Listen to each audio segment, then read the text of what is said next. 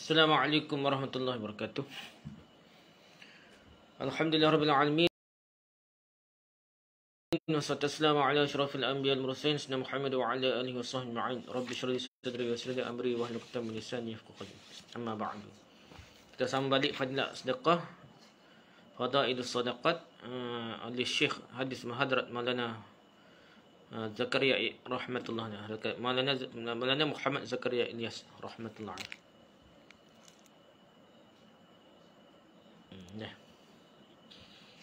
Jadi kita ni mana Mak Zakaria ni Al-Qandalawi ni kita baca bab fadilah sedekah ni dalam bab perkara-perkara kata memberi benda buruk sebagai zakat. Tak boleh lah, benda tak boleh. Kita sambung baliknya. Bila baginda Rasulullah SAW telah mengutus Hadrat Mu'az sebagai gubernur ke Yaman. Nabi utus Mu'az ke Yaman. Maka selepas hukum untuk mendirikan solat, beliau telah mengarahkannya untuk pungut zakat. Lepas solat semaya, pungut zakat lalu dah. Ketika itu beliau telah mengarahkan bahawa semasa mengungut zakat, janganlah cuba mengambil harta benda yang paling baik daripada orang ramai lah. Ketika itu bagi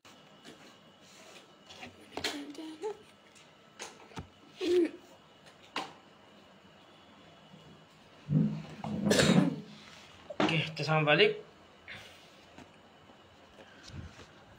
Jadi ketika itu beliau telah mengarahkan bahawa semua pemungut zakat janganlah yang paling baik daripada orang ramai lah.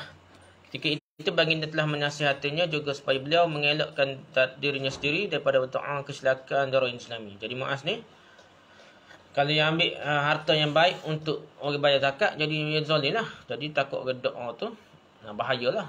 Doa orang yang zalim ni bahaya. Sebab tiada halangan bagi penerimaan doa-doa. Putus macam Soalan putus macam nak. Okey, tak apalah. Imam Zuhri rahmatullah alaih mengatakan bahawa apabila orang dari pihak pemerintah datang untuk mengungut zakat, pemerintah ni kutip zakat dah, hendaklah dibahagikan ke semua kambing-kambing kepada 3 bahagian. Yang paling baik, yang sederhana dan kurang baik. Bagi lebih kurang dah. Setiap bahagian harus diletakkan secara berasingan dan pemungut akan memilih dari bahagian yang sederhana sahaja. Inilah kelaziman yang betul bagi orang yang dipertugaskan untuk mengungut zakat. Tapi sekiranya orang yang menunaikan zakat memberikan benda yang paling baik dengan rela hati sendirinya, maka itu tidaklah menjadi soal. Kalau sendiri bui, tak apalah dah. Seperti mana telah dibincangkan dalam hadis nombor 6 ini, berapa peristiwa sahabat-sahabat radhiyallahu anhum serta sahabat baginda Rasulullah SAW, bahawa jika kamu hendak memberi dengan sukacita akan benda yang paling baik sebagai lebih daripada apa yang diwajibkan oleh Allah, maka Allah Ta'ala akan memberi pahalanya kepada kamu. Jadi kalau you pilih menatai, kalau zakat menatai kat, beri menatai hak paling molek kat, dia boleh pahala dah. Tak ada masalah dah. Kalau tu sendiri dah. Cuma kadang hak molek tu you bakar setengah-setengah dah, jadi tak silap beri kepada zakat. Ada juga dah. Jadi orang yang beri haruslah faham bahawa apa yang diberi sahaja akan mendatangkan faedah baginya, dan ia mesti memilih benda yang paling baik untuk diberi. Itulah kalau nak faham, ia beri hak terbaik, baguslah, boleh pahala lebih dah. Imam Ghazali rahmatullah alaih telah membincangkan perkara ini dengan panjang lebarnya. Imam Ghazali ni hebatlah secara huraya mendalam dah. Dalam kitab Ihya Ulumuddin tu dalam menang bahar dah. Ia bahar dah. Kami cuma membincangkannya secara sangat ringkaslah dan kadang-kadang dengan hanya sedikit huraian sahaja, dan bukannya ini terjemahannya dah. Jadi bukan terjemahan pada Imam Ghazali panjang lebar cerita dah. Imam Ghazali rahmatullah telah membincangkan 8 adab zakat. Jadi ada 8 nak bayar zakat ni, ada 8 adab. Pertamanya mestilah memahami sebab apakah zakat telah diwajibkan. Sebab apa Allah wajibkan zakat? Baru tidak nyetok kau sih dah. Biar faham dah. Mengapakah ia telah ditetapkan sebagai satu rukun Islam? Sebab sebanyaklah 3 perkara dah. Pertama, mengucapkan kalimah dengan lidah adalah merupakan pengakuan bahawa Allah SWT sahaja Tuhan, yakni tiada sekutu bagi Allah. Dan kesempurnaan pengakuan tersebut boleh dicapai hanya apabila tiada kecintaan pada apa-apa yang lain. Jadi tanda kita betul-betul sempurna mengaku Allah sebagai Tuhan ni, kita tidak ada cinta kepada apa-apa yang lain di dalam hati orang yang mengucapkannya. Sebab cinta tidak membenarkan apa-apa penyekutuan sama sekali. Nah, sekutu ni bukan sahaja sembah dah. Sekutu dia cinta pun tak boleh dah. Membenarkan apa-apa penyekutuan sama sekali dan pengakuan cinta dengan lidah sahaja adalah sia-sia sahaja dah. Cinta yang sebenar boleh diuji hanya apabila berhadapan dengan cinta pada benda-benda yang lain. Harta adalah benda yang dicintai oleh manusia dengan tabiat. Sebenarnya jadinya dah tabiat. Tabiat yang Allah telah buat lah. Oleh kerana inilah perbelanjaan harta telah diwajibkan supaya boleh dibuktikan cinta pada Allah sahaja dan pengakuan bahawa Allah Ta'ala sahaja adalah Tuhan. Tanda yang mengaku Allah tu sebagai Tuhan, gitulah nak. Dia berbayar zakat lah dah. Dengannya boleh difahamkan akan sejauh mana cinta manusia kepada Allah Ta'ala. Oleh sebab inilah Allah Ta'ala berfirman, Inna Allah ashtara minal mu'minina anfusahum wa amwalahum bi'anna lahumul jannah. Sesungguhnya Allah Ta'ala telah membeli daripada orang beriman akan harta mereka dan diri mereka sebagai pengganti. Mereka akan diberi syurga. Surah At-Taubah ayat 111. Membeli diri orang-orang beriman adalah melalui jihad. Membelanjakan harta adalah ringan berbanding dengan membawa diri sendiri untuk berjihad. Ya. Jadi paling kurang belanja harta lah sebelum jihad pergi dengan jiwa dia dah. Bila belanjakan harta ini merupakan ujian bukti cinta pada Allah, maka dalam ujian demikian manusia terbagi kepada 3 jenis. Nak korban harta ni pun banyak 3 jenis manusia dah. Jenis pertama adalah mereka yang benar-benar mentauhidkan Allah dan tidak mensyirikkannya dengan sesuatu dalam cintanya pada Allah. Mereka telah menyempurnakan janji dan mengorbankan kesemua harta mereka untuk Allah. Mereka tidak simpan 1 dinar ataupun 1 dirham untuk diri mereka sendiri.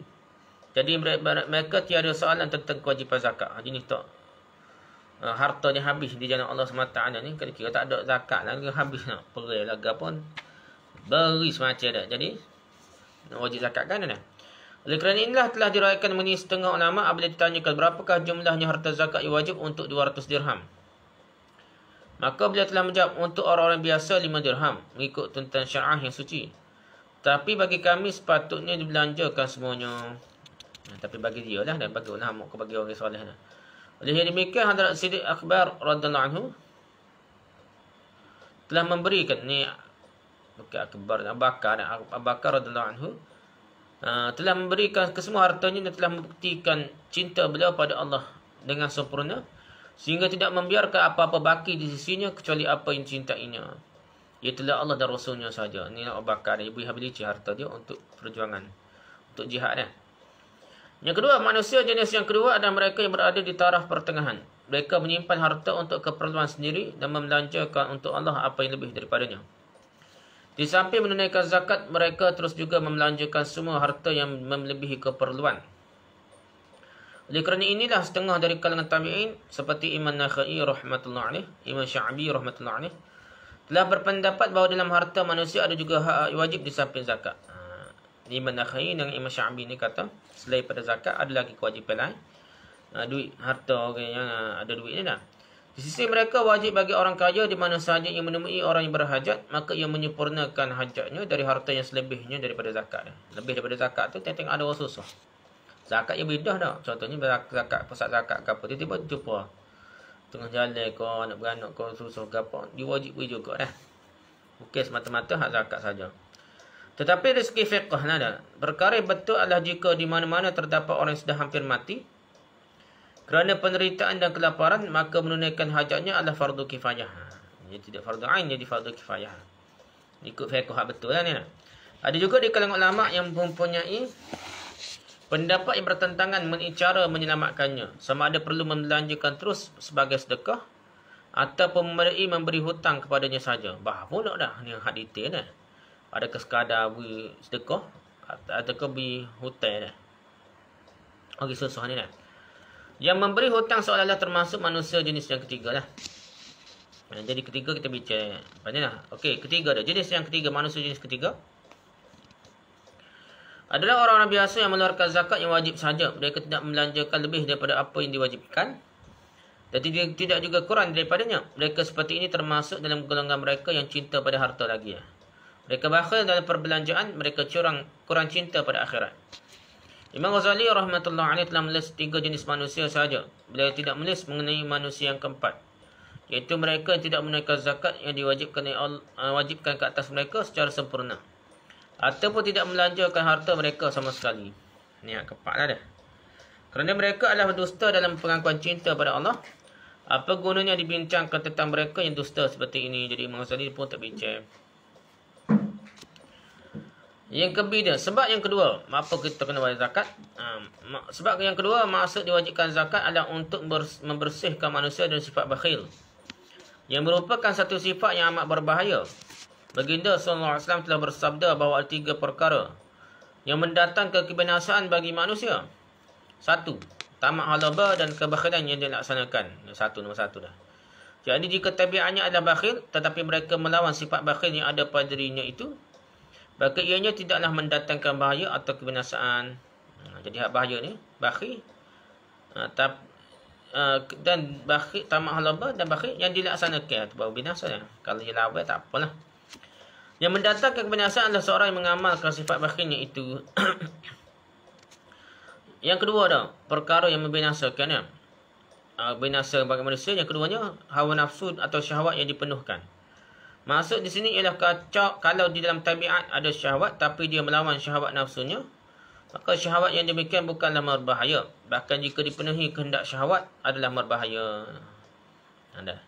Yang ketiga yang membinasakan ya. Menganggap pendapat sendiri sebagai yang paling baik. Pendapat orang ini salah belaka dia je betul dah. Ini membinasakan manusia.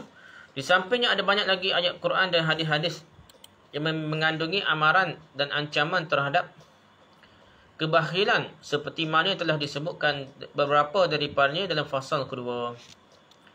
Sifat bakhil daripada orang boleh dihapuskan dengan memaksanya untuk mendapat adat berbelanja sebanyak-banyaknya.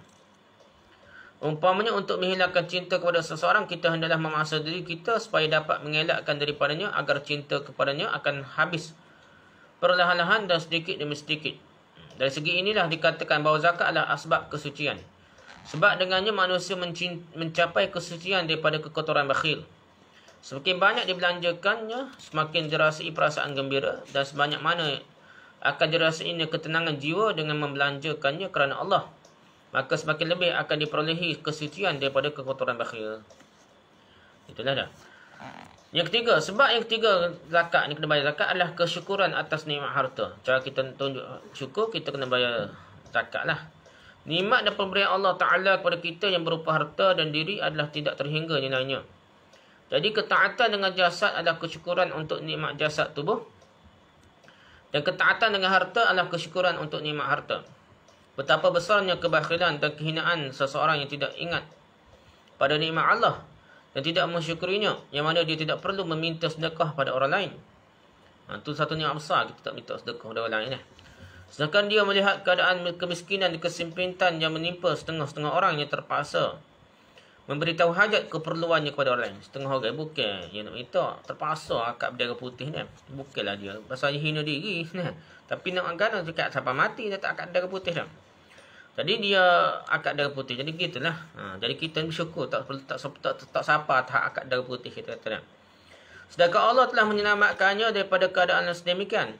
Untuk mensyukuri atas perkara ini, tidaklah dia mesti membelanjakan 1/10 atau 1/40 daripada hartanya. 1/10 tu tanaman lah dah. 1/40 ni zakat harta. Zakat harta lah dah. Masuk mah ke apa tu dah. 1/10 adalah untuk hasil tanah, dan 1/40 adalah ditujukan pada zakat harta. Yang kedua dah. Tu pertama kena tahu adat dia, kena tahu sebab apa kita kena wajib zakat dia. Barulah kita jeliga rasa semangat nak bayar zakat dah. Yang kedua, adat yang kedua dalam zakat ni untuk menunaikan zakat adalah dari segi masa. Zakat mesti ditunaikan secepat mungkin sehingga sebelum ia menjadi wajib. Ini adalah tanda bahawa seorang itu suka mentaati perintah Allah Ta'ala. Orang miskin yang menerimanya pun puas hati. Jika dilambat-lambatkan, maka ada kebimbangan akan tertimpa sesuatu musibah ke atas harta ataupun suatu penyakit ke atas dirinya. Pada mereka yang berpendapat bahawa zakat mesti ditunaikan segera, melambatkannya adalah berdosa. Jadi bila sahaja timbul dalam hati akan keinginan untuk membelanjakan, maka haruslah difaham bahawa ini adalah pengaruh malaikat. Cepat belanja, bayar zakat lah. Telah diterangkan dalam hadis bahawa pada diri manusia ada 2 pengaruh. Satu dari pengaruh malaikat dan yang kedua adalah pengaruh dari syaitan. Pengaruh malaikat adalah menarik perhatian kepada kebaikan dan pengakuan apa yang hak, yang benar. Pengaruh syaitan adalah menarik perhatian kepada keburukan dan menustakan apa yang benar. Apabila seorang menemuinya, maka haruslah membaca auzubillah. Kalau malam berasa malas nak bagi zakat segera ke apa? Auzubillah, sebut auzubillah minasyaitonir rajim. Dalam hadis yang lain telah dinyatakan bahawa hati manusia adalah di antara dua jari kudrat Allah Ta'ala dah. Dua kuasa Allah dah. Dan ia menukarkannya menurut kehendaknya. Oleh itu, apabila timbul keinginan untuk membelanjakan, ada juga kebimbangan perubahan keinginan tersebut. Nak belanja kepada kebenaran, kebaikan, sedekah, ke zakat, tiba berasa malas pula nak benda lain dah. Di samping itu, syaitan selalu memberi peringatan kepada manusia tentang keperluan dan hajat-hajat diri sendiri yang banyak ni. Ni nak beli kau, ni nak beli kau, ni nak syaitan peringat. Seperti mana penerangannya dalam ayat nombor 2 dalam fasal kedua, dan selepas pengaruh malaikat, ada juga pengaruh syaitan. Jika ingin menunaikan kesemua harta zakat pada satu waktu, maka caranya yang baik sekali ialah tetapkan suatu bulan yang punya kelebihan, yang mana pahala yang lebih boleh didapati untuk membelanjakannya pada bulan itu. Sebagai contoh, katakan bulan Muharram. Ianya adalah bulan pertama dalam satu tahun dan juga salah satu daripada bulan-bulan haram.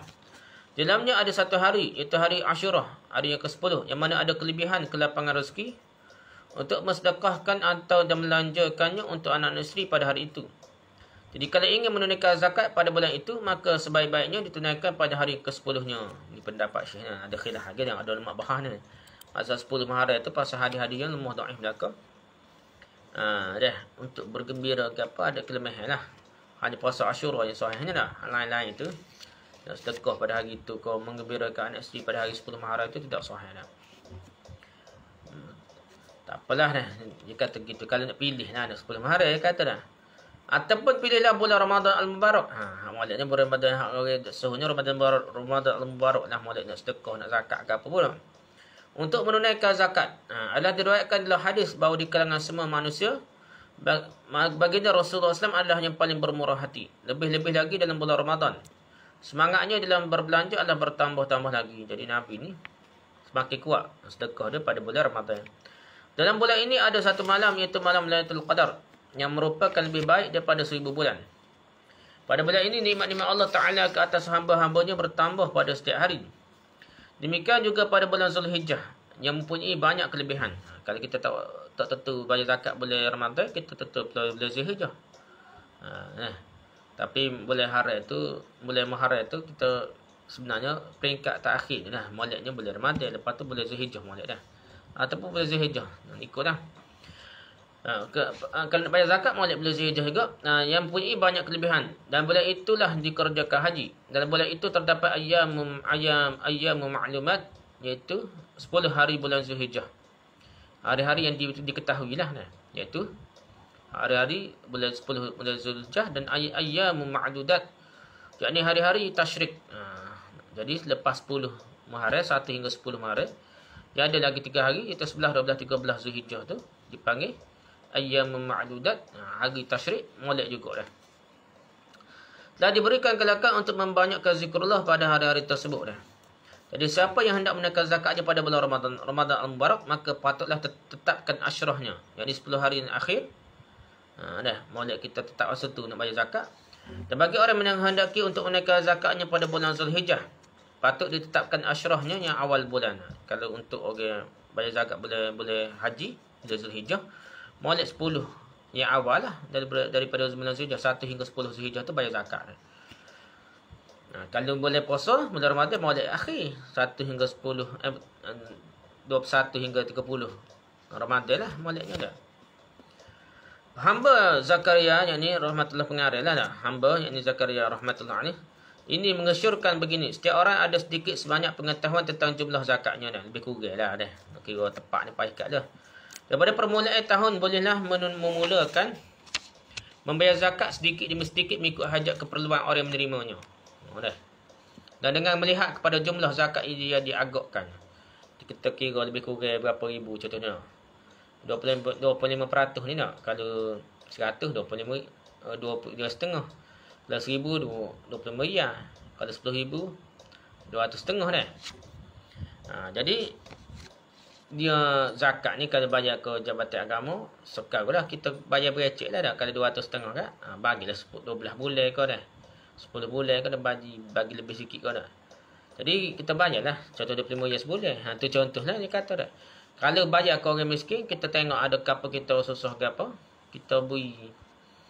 Kalau kita tak sibuk ke pusat zakat dah. Pasal pusat zakat ni, luah lagi lah dah. Jadi kita tak nampak mata kita lah beri ke siapa dia tahu dah. Jadi kita nak beri orang kapal kita dekat-dekat kita anak beranak kita zakat ni. Dia kira bagi dah. Syekh Zakaria ni kata bagilah. Contohnya kita kata lebih kurang lah kita zakatnya 200 setengah ni.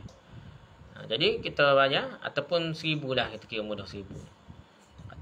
Ataupun 1200 lah mudah kira dah. Jadi 1200 tiap-tiap bulan tu kita bagi 12 bulan jadi 100 bulan dah. 100 bulan tu kita pun bagilah. Orang susah mana kita kira susah lah dah. Macam asdah zakat lah dah. Jadi kita pun beri dipitih ke dah apa ke dia supaya sebagai zakat harta lah. Okay. Apabila cukup setahun bolehlah dikira jumlah zakat yang diwajibkan. Jika dapati bahawa apa yang telah dinaikkan sepanjang tahun tiap-tiap bulan itu jumlahnya adalah kurang lagi daripada jumlah zakat yang wajib, maka bolehlah ditunaikan lagi apa yang kurang. Jadi kalau kita duk main tiap-tiap bulan tu, tak kira tak cukup lagi ni dari zakat, baru kita tambah dah. Tidak terkanyak lah sikit setahun sekali dah. Tidak terkanyak kat dah banyak dah. Tapi kalau kita bayar sikit-sikit tak serah tiap-tiap bulan. Gitulah Syekh ni yang dia ajar dah. Mengikut pengarang ni Maulana Zakaria Ilyas kan. Pengarang kitab ni lah. Okey. Dan sekiranya dapati bahawa sudah ditunaikan lebih daripadanya, maka harus bersyukur kehadirat Allah Ta'ala yang mana dengan limpah rahim dan kurniaannya sahaja telah dapat membayarkan lebih daripada apa yang diwajibkan. Alhamdulillah. Bukan rasa menyesal pula dah. Lebih bayar zakat pula dah. Atau lebih beri kau orang kau apa. Tak apalah. Kita kira Alhamdulillah lebih dah. Kurang itu tak sebenarnya lebih Alhamdulillah. Kena gitulah. Okay, dalam tertib ini ada 3 kebaikan dah. Tertib ni kita ikut bulan ke ikut apa ni tertib ni. Ada berapa kebaikan yang katalah. Pertama sekali, kalau jumlah zakat menjadi besar, biasanya tabiat kita akan menjadi semakin sukar untuk menunaikan zakat pada satu waktu setahun sekali dah. Dan menunaikan zakat dengan nafsu yang suci dan bersih dan tanpa perasaan enggan adalah satu perkara yang penting sekali. Kita baca bayar berecek ni tak boleh lebih menenangkan jiwa kita dan kita tak berasa nyetok sikit dah. Tak. Yang kedua, ketika hajat atau keperluan penerima yang merupakan kesempatan baik untuk menolong tidak sentiasa didapati dah. Kadang orang ni bukan setahun kali perlu dah. Dia perlu kadang-kadang tak boleh dah. Bukanlah ada sombong. Kadang-kadang kita masa kita nak beri tu dia mewah dah sikit dah. Gitulah dah.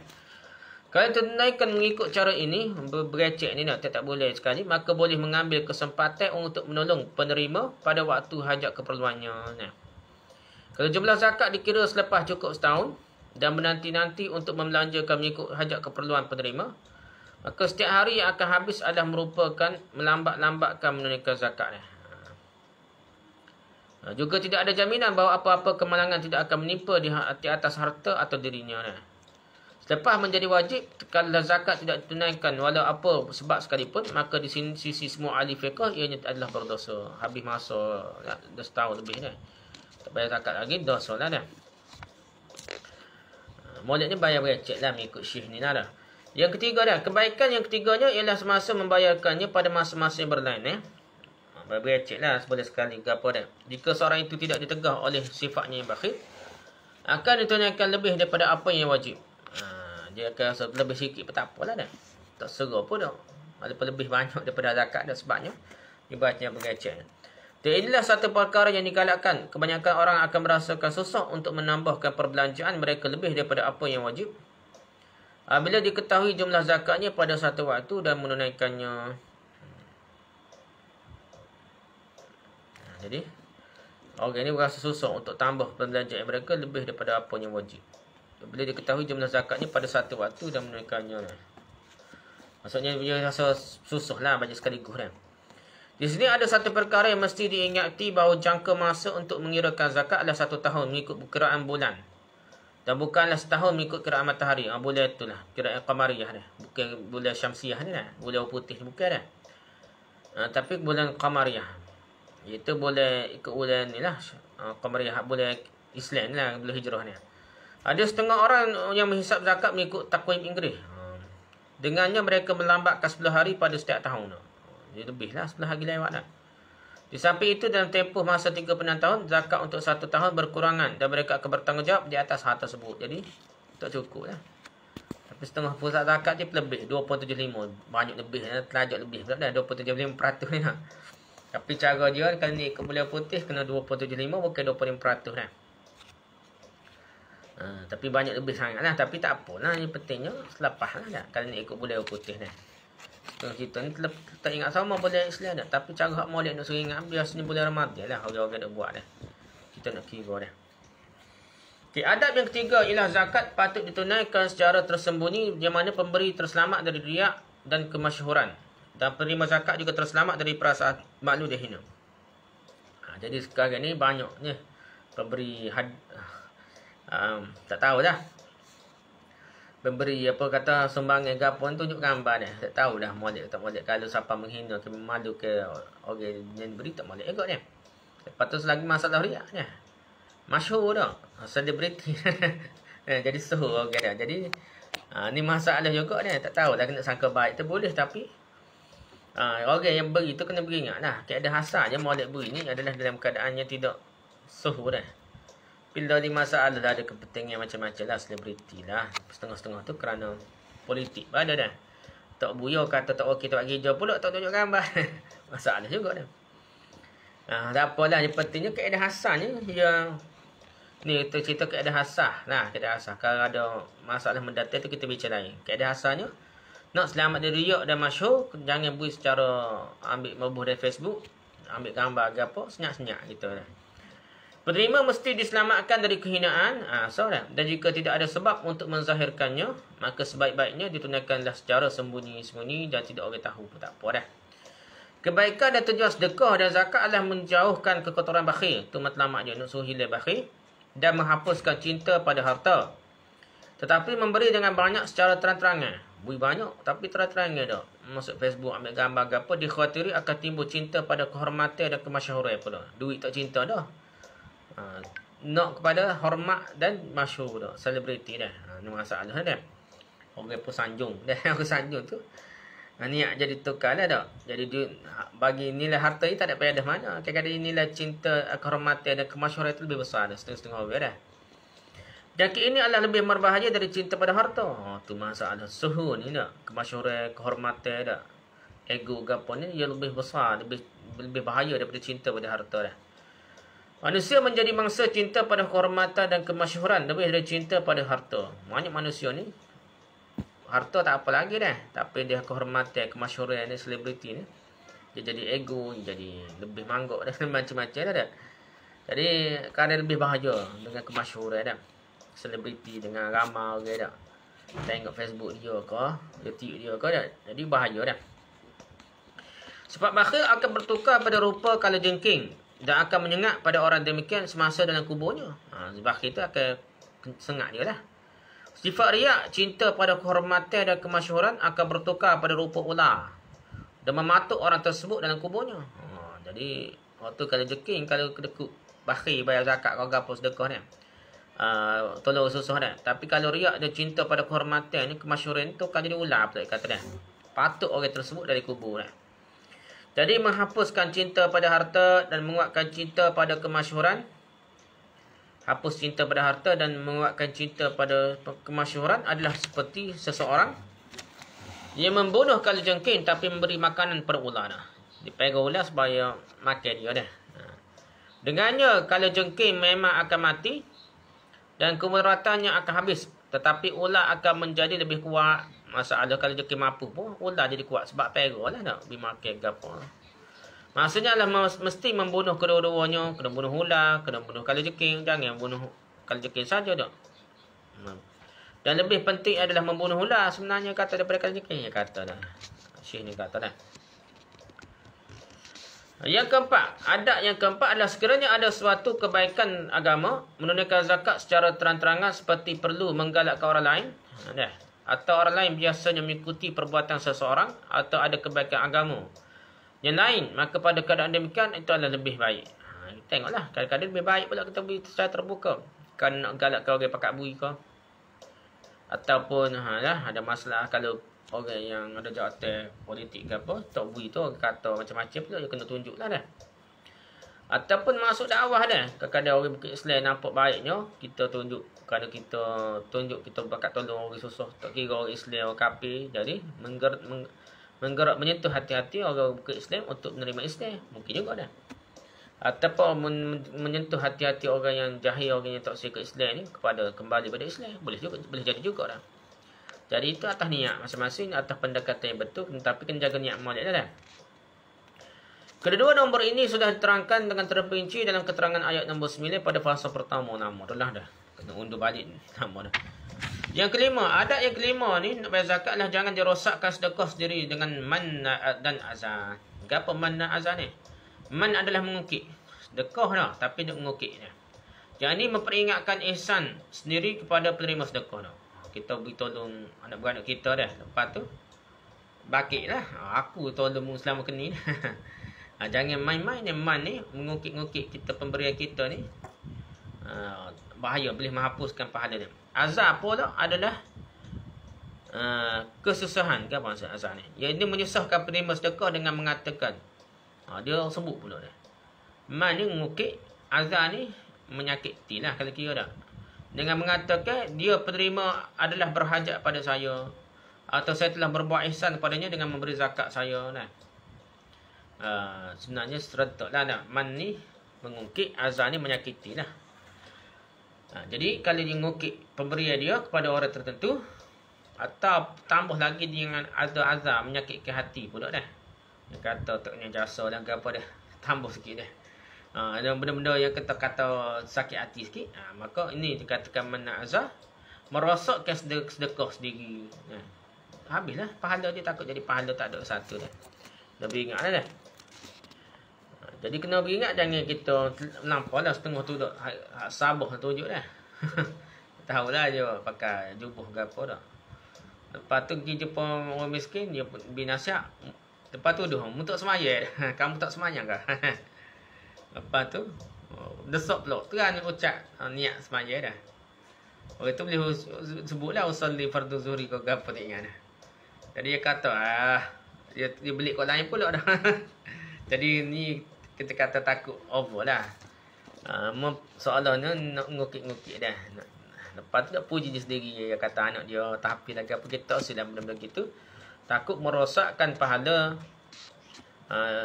sedekah kita lah dah. Ataupun zakat. Gitulah dah.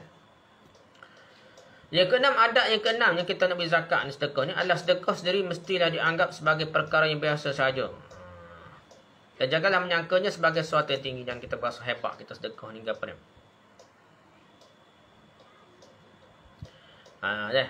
Kerana dengannya ada kemungkinan timbul wujud rasa megah, rasa ajaib, kagum dengan diri sendiri yang sangat berbahaya dan yang merosakkan amal-amal yang baik. Jadi kita jangan berasa hebat pula tu sedekah. Tolong orang ni. Jika rasa ajaib, rasa hebat diri dia, rasa orang lain tak suka kita baik lagi daripada orang lain. Jauh lagi dah. Kalau kita tak berasa gitu kan, wujud panggil dah.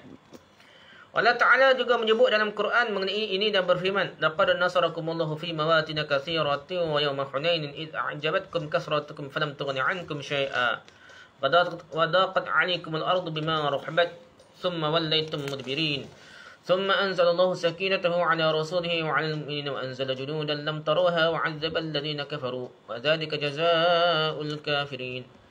Dan ingatlah pada hari Hunain, kamu telah diberikan kejayaan apabila berlaku perkara ini, bahawa kamu telah merasa megah kerana banyaknya jumlah kamu dah.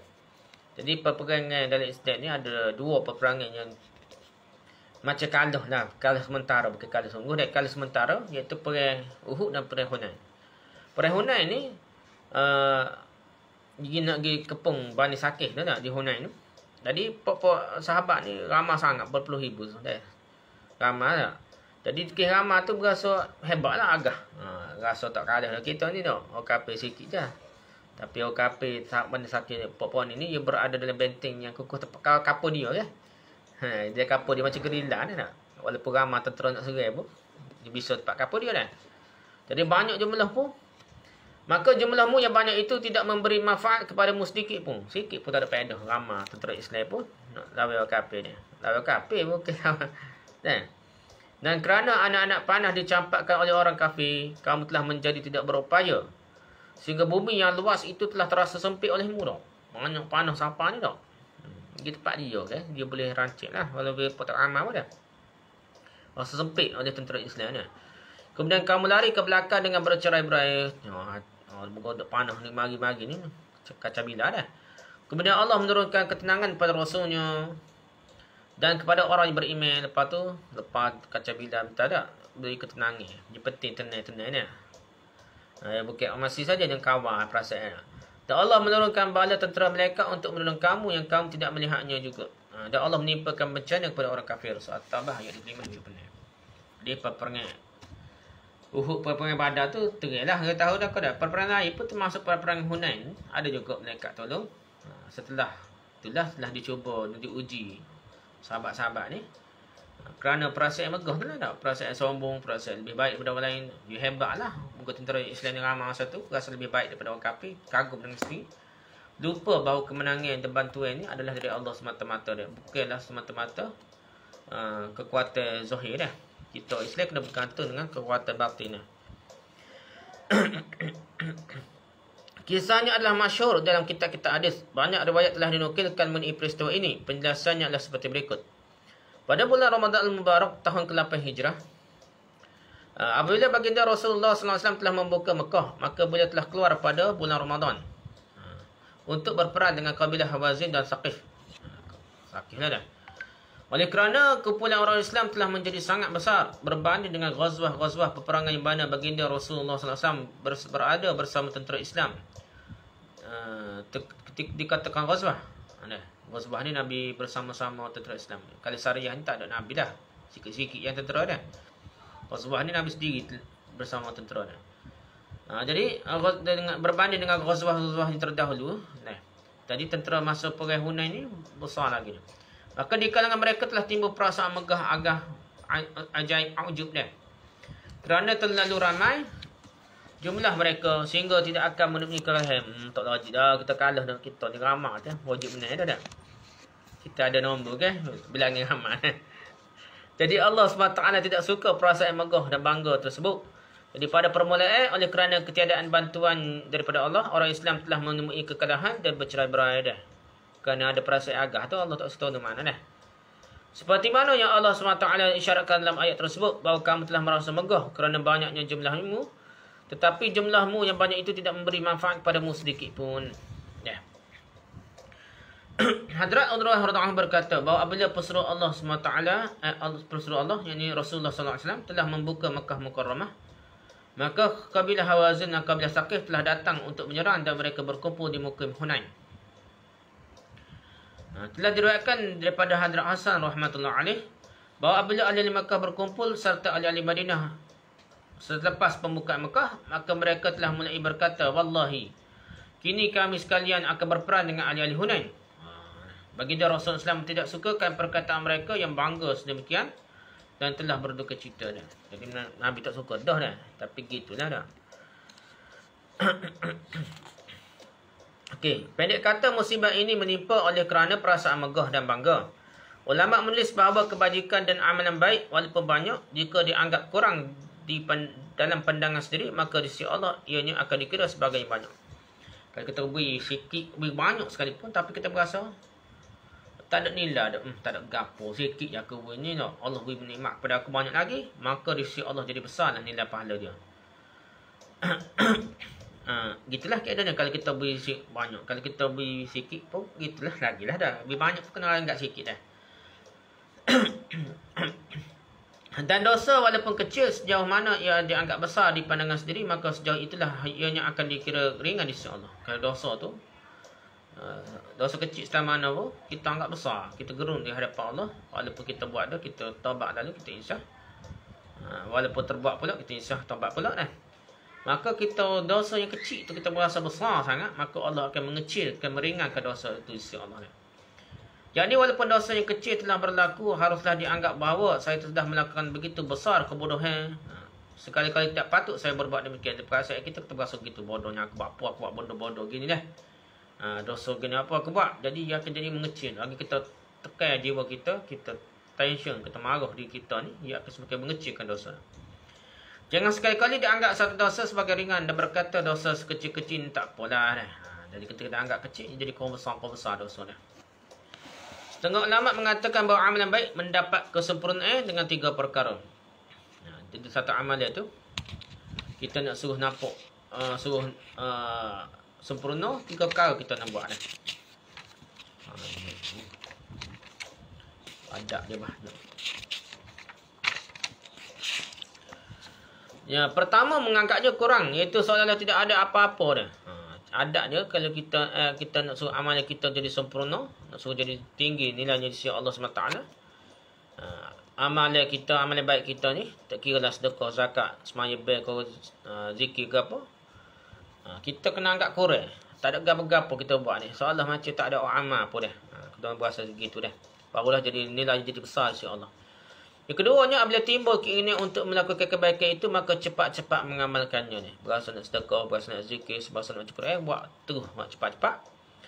Takut nanti kerana menangguhkannya, keinginan demikian akan terhapus atau terhalang kerana satu sebab. Jadi kita tangguh ni, jadi lepas tu lara, tak ada.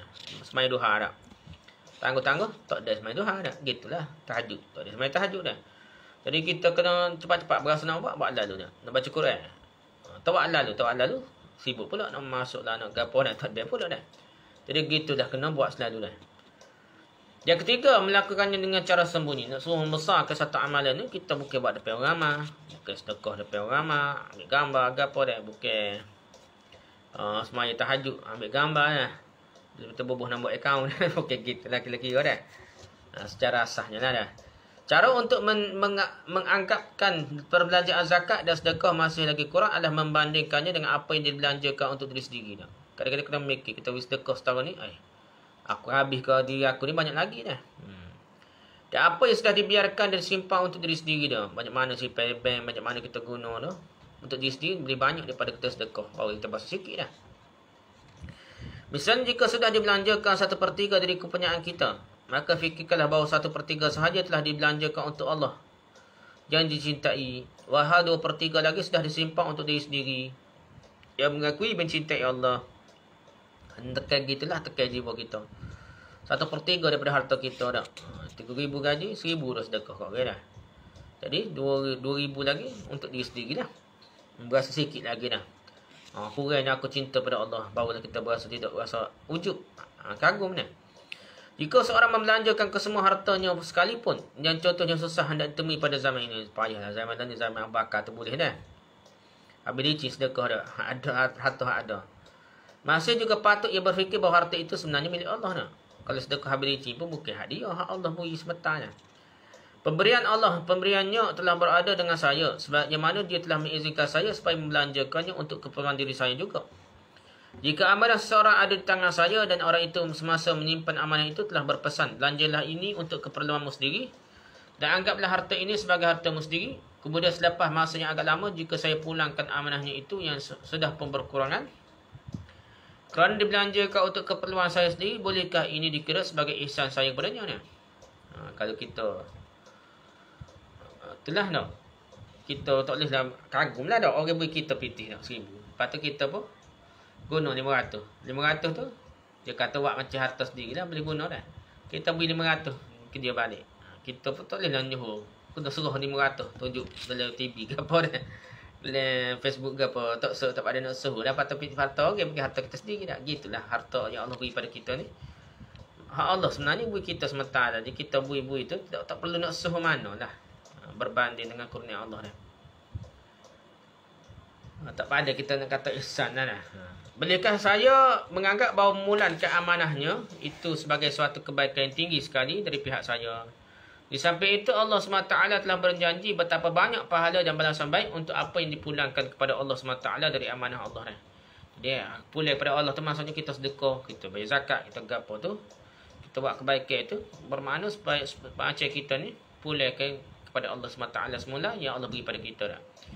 Jadi untuk membelanjakannya dengan nama Allah SWT, menimbangkan perkara ini tidak boleh dikatakan bahawa saya kembalikan amanahnya, amanah Allah ni, bahkan misalnya adalah seperti berikut. Seorang telah mengamanahkan RM100 kepada saya dan kemudian dia mengambil balik 50 atau 60 ringgit dengan janji untuk memberikan nanti sekian-sekian kali ganda lebih ni. Macam itulah dah. Kalau beri kita 100, kita bayar 50-60 sedekah. Masalah Allah janji pula lebih-lebih lagi pada kita dah. Sama ada di dunia ataupun di akhirat. Ataupun cubalah faham sebegini, bahawa dia ambil RM50 dengan memberi satu cek bank untuk RM500 kepada saya dah. Lepas kita beri 100, kita belanja, beri dia balik 50. Dia beri pula 500 kita dah. Maka pada keadaan begitu, bagaimana saya boleh berbangga atau merasa megah bahawa saya sudah kembali ke amanahnya? Tak, tak ada benda kita nak seru lah. Amanah Allah kita ni kalau sedekah selama ada banyak pun, berbandingnya Allah beri balik kita. Bukan akhirat saja. Kadang-kadang kalau sedekah kuat ni, dunia lagi dia Allah bagi berkat bisnes dia, perniagaan dia, jadi harta dia berkat. Tambahlah akhirat lagi besar kan. Jadi tak ada benda pun nak seru kalau kita beri sedekah, kita beri zakat. Dah. Lepas tu, oleh kerana inilah di bawah adab ini patut juga semasa membelanjakan harta dirasakan bukan bangga atau merasa megah, bahkan merasa malu seperti orang yang mengembalikan amanah kepada tuannya. Kita sedekah tu rasa malu dah, Allah aku beri sikit ni, padahal Allah suruh banyak sedekah dah gitulah dah. Dengan keadaan berkurangan disebabkan sudah digunakan untuk diri sendiri dan banyak guna untuk diri sendiri berbanding untuk sedekah. Misalnya katakan seorang telah simpan RM100 sebagai amanah dari seseorang yang lain. Dan pada waktu memulangkannya, dia telah memberi hanya RM50 saja sambil mengatakan, Tuan telah mengizinkan saya menggunakan wang ini untuk keperluan saya juga. Jadi saya telah menggunakan RM50 untuk keperluan saya. Semasa mengatakan perkataan ini, seseorang itu akan merasa malu, merasa hina diri, merasa rendah diri. Dan akan rasa bahawa dia sudah menyalahgunakan amanah orang yang baik itu. Betapa besarnya ihsan yang mana dia bersifat tidak banyak soal mengenai wang yang tidak dipulangkan. Perasaan yang semikalah sepatutnya dirasai semasa membelanjakan harta pada jalan Allah. Bahawa saya ini mengembalikan amanah Allah kepada Allah dengan keadaannya yang sudah dimakan separuh dan disimpan separuh. Telah digunakan untuk kita separuh, sebahagian ini kita sedekah. Itulah perasaan kita kena ada.